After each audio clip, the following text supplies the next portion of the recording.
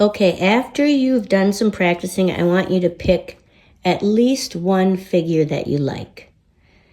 Because you are going to create a drawing that's got 3 figures on it at least. I mean, you could do one figure like this. Here's our practice piece.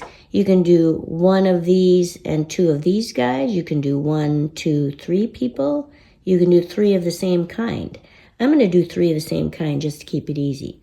So I've drawn one of my figures a little bit bigger. And now to do my project, I am going to lay this blank piece of paper over the top of my drawing. And you can see, I can see right through it. And I'm going to trace this drawing that I did,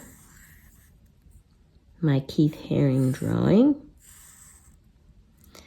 And you might want to draw with pencil first, just to make sure you like where you're putting things,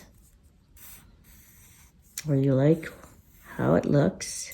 And then trace over with Sharpie later, but I'm just going to make this go a little bit faster by working with Sharpie right away.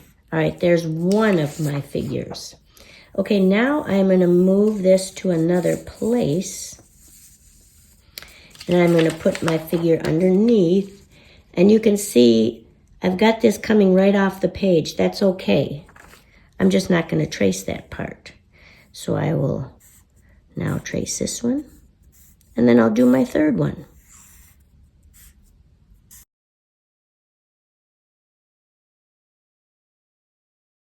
Now you can see I'm stopping right here. Don't go through your other people. Overlap them.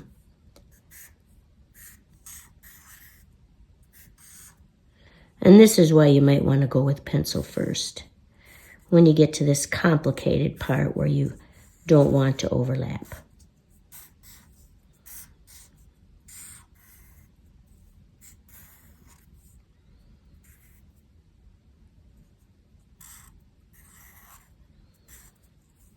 Looks like he's hitting him on the head. Okay, there's the beginning of my project. I am going to either take a thicker marker, or I'm just going to color these in a little thicker. That's the next step.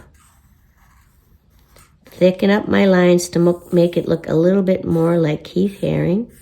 I'm going to do this with Sharpie.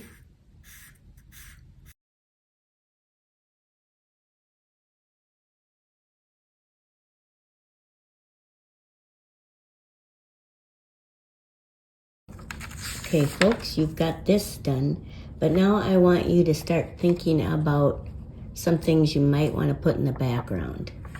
Keith Haring did a lot of doodling. He also did what we call these action lines. You see these on cartoons when you want things to think you're moving, people to think you're moving. So I'm going to just put a few action lines on some of my shapes to start with.